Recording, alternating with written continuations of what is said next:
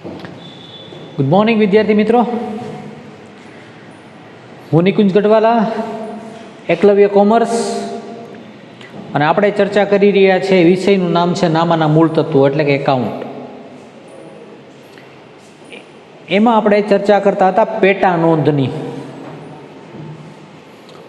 પેટા નોંધની આપણે ચર્ચા કરીએ એટલે સૌથી પહેલો પ્રશ્ન આવે, પેટા નોંધ શું છે અને એનો ઉદ્ભવ કઈ રીતે થયો?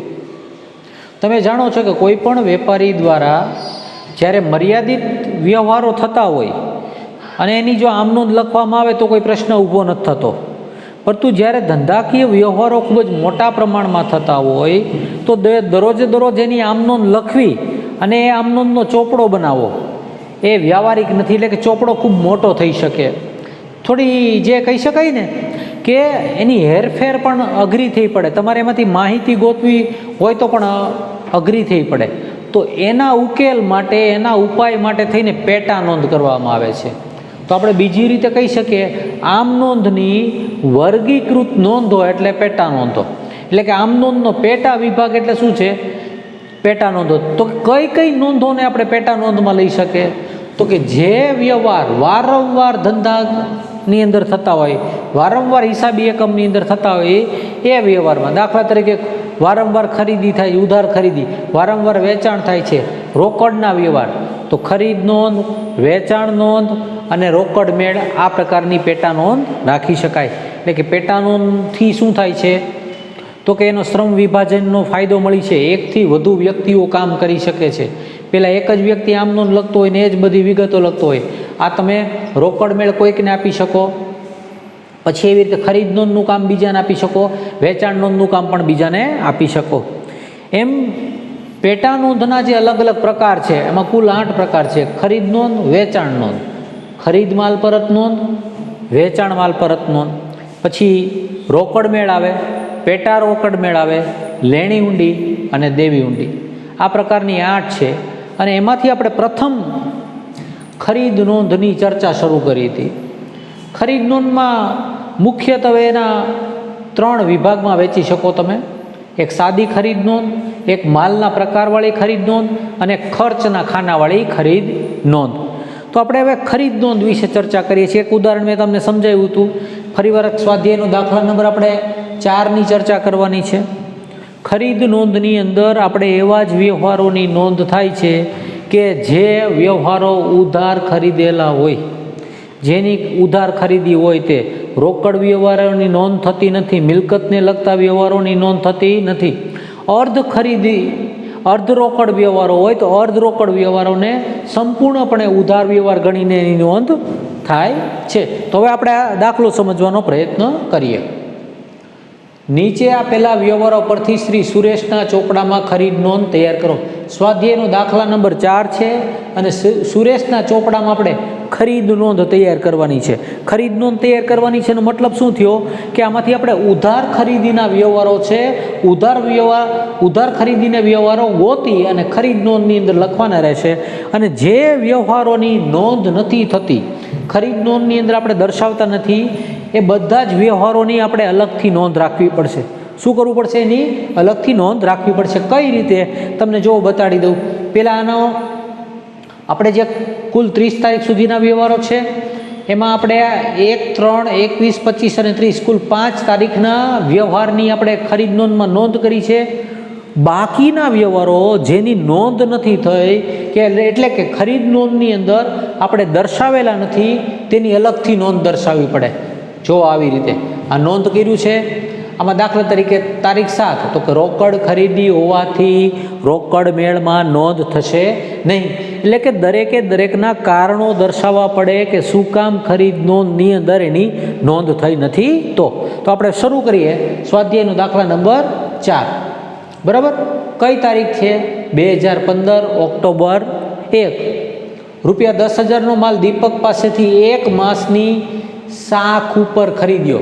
10,000નો માલ કોની પાસેથી લીધો? તો કે દીપક પાસેથી. તો આપણે આમ નોંધ શું થઈ શકે? ખરીદ ખાતે ઉધાર તે દીપકભાઈ ખાતે, ખરીદ ખાતે ઉધાર તે દીપકભાઈ. 2015 ઓક્ટોબર 1 અને 1 માસની શાખ ઉપર ખરીદ્યો એટલે ઉધાર ખરીદીનો વ્યવહાર છે. તો ઉધાર ખરીદીના વ્યવહારની નોંધ શેમાં થશે? ખરીદ નોંધમાં થશે.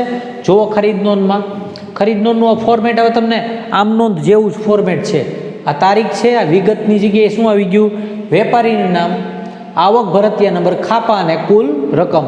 આપણે આમ નોંધ શું કરી હતી? ખરીદ ખાતે ઉધાર તે દીપક, એટલે આ ખરીદ ખાતું જ છે તે દીપક ખાતે. એટલે તારીખ કઈ? 2015 ઓક્ટોબર 1 દીપક ખાતે. આવક ભરતીયા નંબર નથી આપ્યું, ખાપા નથી આપ્યું, કુલ રકમ કેટલી હતી? 10,000ની. શું કામ અહીંયા નોંધ કરી? તો કે આ આપણે ઉધાર ખરીદી કરી છે એટલે ખરીદ નોંધની અંદર નોંધ થશે. કઈ તારીખ હતી? ઓક્ટોબર 1. હવે તારીખ 2, તારીખ 3 આપેલી છે, 2 નથી આપેલી. રૂપિયા 20,000નો માલ સરદાર સ્ટોર્સમાંથી 10% વેપારી વટાવે ખરીદ્યો, ભરતીયા નંબર 116. 20,000નો માલ સરદાર સ્ટોર્સમાંથી 10% વેપારી વટાવે ખરીદ્યો ને ભરતીયા નંબર આપણને આપ્યા છે 116. હવે જુઓ, આમાં રોકડ ચૂકવી, બેંક દ્વારા ચૂકવા, ચેક દ્વારા ચૂકવ્યા, એવો કોઈ શબ્દ પ્રયોગ કરેલો નથી. સરદાર સ્ટોર્સનું નામ આપેલું છે એટલે વ્યવહાર કેવો થશે? ઉધાર ખરીદી થશે. 20,000માંથી આપણે 10% બાદ કરીએ એટલે 18,000 અને ભરતીયા નંબર કેટલા આપ્યો છે? 116. કોની પાસેથી લીધો તો આપણે? સરદાર સ્ટોર્સ પાસેથી. ખરીદી ખાતે ઉધાર તે સરદાર સ્ટોર્સ ખાતે. કઈ તારીખ આવશે? 2015 ઓક્ટોબર 3. જો ખરીદ નોંધની અંદર છે ઓક્ટોબર 3, સરદાર સ્ટોર્સ ખાતે વેપારીનું નામ, આવક ભરતીયા નંબર આપ્યું હતું 116 અને રકમ 18,000. 18,000 શું કામ લીધી? 18,000 એટલા માટે લીધી, 20,000માંથી 10% આપણે વેપારી વટાવ બાદ કરીએ એટલા માટે. રેડી? એટલે તારીખ 1 પૂરી, તારીખ 3 પૂરી. હવે પછીની તારીખ, તારીખ 7. રૂપિયા 18,000નો માલ પંકજ પાસેથી રોકડેથી ખરીદ્યો. કેટલાનો માલ છે? 18,000નો માલ પંકજ પાસેથી રોકડેથી ખરીદ્યો. રોકડેથી ખરીદ્યો હોય એની નોંધ ખરીદ નોંધમાં થશે નહીં. એની નોંધ ક્યાં થાય છે? રોકડ મેળમાં થાય. ક્યાં નોંધ થશે? રોકડ મેળમાં થશે. અને સાથે એક બીજો 15મી તારીખનો વ્યવહાર લઈ લઉં. રાજેશને 20,000નો માલ 10% વેપારી વટાવે મોકલી આપવા ઓર્ડર આપ્યો. હવે 7મી તારીખનો વ્યવહાર જુઓ. 7મી તારીખનો વ્યવહાર શું હતો? તો કે રોકડેથી ખરીદ્યો, રોકડ મેળમાં નોંધ થાય. આ વ્યવહાર કેવો છે? જે માત્ર ઓર્ડર આપ્યો છે એટલે વ્યવહાર કેવો થશે? બિન આર્થિક થશે એની ખરીદ નોંધની અંદર. એટલે કે 7 તારીખ અને 15 તારીખની ખરીદ નોંધની અંદર નોંધ થશે નહીં. પરંતુ આપણે છેલ્લે નોંધમાં દર્શાવવું પડે. જો નોંધમાં છે તારીખ 7 રોકડ ખરીદી હોવાથી નોંધ શેમાં થશે? રોકડ મેળમાં થશે. અને તારીખ 15 બિન આર્થિક વ્યવહાર હોવાથી નોંધ થશે નહીં. હવે જુઓ આગળ, 1, 3, 7, 15 તારીખ સુધી આવી ગયા હતા. હવે તારીખ 20, 16,000નું ફર્નિચર વ્યાસ ફર્નિચર માર્ટમાંથી 1 માસની શાખ ઉપર ખરીદ્યું.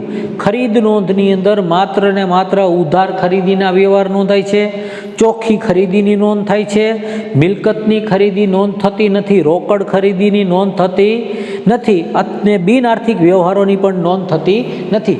આ 7મી તો કે રોકડ ખરીદી, 15 શું છે? બિન આર્થિક વ્યવહાર, અને 16 ફર્નિચર એટલે કે મિલકતની ખરીદી, અને મિલકતની ખરીદીની નોંધ ખાસ આમ નોંધમાં થશે, ખરીદ નોંધમાં થાય નહીં.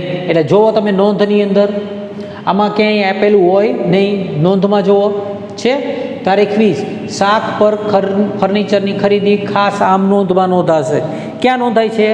ખાસ આમ નોંધની અંદર નોંધ થશે. રોકડ ખરીદી રોકડ મેળમાં, બિન આર્થિક વ્યવહારની નોંધ થાય નહીં. ખાસ આમ નોંધ, ખાસ આમ નોંધમાં શું નહીં? મિલકતનું ખરીદી વેચાણ. એટલે ટૂંકમાં 7 તારીખ 15 તારીખ અને 20 તારીખના વ્યવહાર આવશે નહીં. પછીનો વ્યવહાર જોઈએ આપણે તારીખ 21નો. રાજેશે ઓર્ડર મુજબનો માલ મોકલી આપ્યો અને રેલવે નૂરના 1,000 ઉમેરીને બિલ નંબર 350 મોકલી આપ્યો. એટલે હવે આપણે તારીખ 21 તારીખનો, 21 તારીખ છે પણ 15 તારીખનો આપણે ઓર્ડર જોવો પડશે. 15 તારીખનો ઓર્ડર જોવો. 20,000નો માલ અને 10% વેપારી વટાવ. 15 તારીખે આપણે રાજેશને ઓર્ડર આપ્યો હતો ને, એણે 21 તારીખે આપણને માલ મોકલો છે.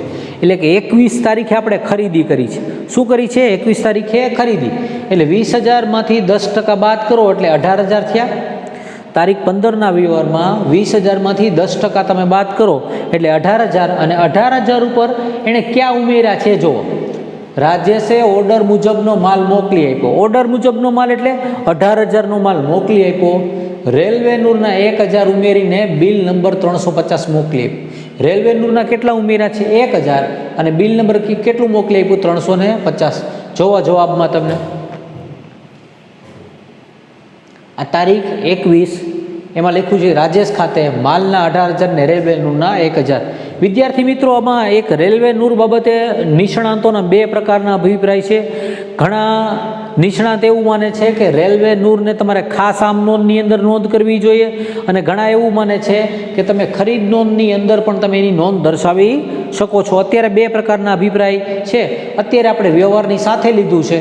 તમે એને અલગથી દર્શાવો તો પણ ચાલશે, આ 1,000 રૂપિયા ખાસ આમ નોંધની અંદર, અને અહીં માત્ર 18,000 દર્શાવો તો પણ ચાલશે.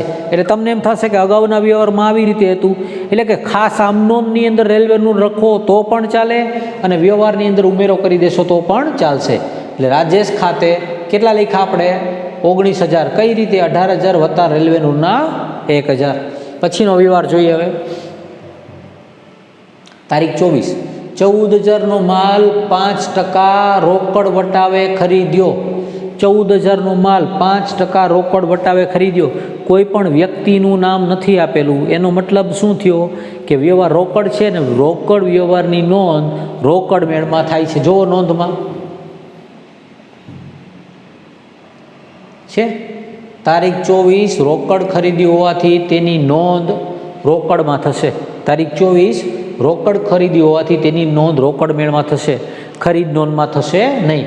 હવે જોઈએ તારીખ 25. નિલેશ પાસેથી 30,000નો માલ 10% વેપારી વટાવે ખરીદ્યો અને અડધા નાણાં તરત જ ચેકથી ચૂકવી આપ્યા. હવે જો ખરીદ નોંધની અંદર જ્યારે કોઈ પણ વ્યવહાર અડધો ઉધાર અને અડધો રોકડ વ્યવહાર હોય તો એ પરિસ્થિતિની અંદર આપણે શું કરીએ છીએ તો કે વ્યવહારને સંપૂર્ણપણે ઉધાર વ્યવહાર ગણીએ છીએ ને, ઉધાર વ્યવહાર ગણીને અને એની નોંધ આપણે ખરીદ નોંધમાં કરીએ છીએ. એટલે 30,000નો માલ 10% વેપારી વટાવે ખરીદ્યો ને અડધા નાણાં તરત જ ચેકથી ચૂકવી આપ્યા. જેટલા નાણાં ચેકથી ચૂકવી આપ્યા છે ને એની નોંધ રોકડ મેળમાં થશે. એની નોંધ ક્યાં થશે? રોકડ મેળમાં.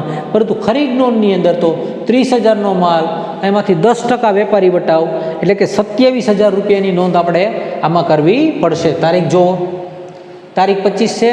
ખરીદ ખાતે ઉધાર તે નિલેશ ખાતે 27,000. કઈ રીતે 27,000 આવ્યા? 30,000 માઇનસ 10%. રેડી? બરોબર છે. પછીનો વ્યવહાર જુઓ.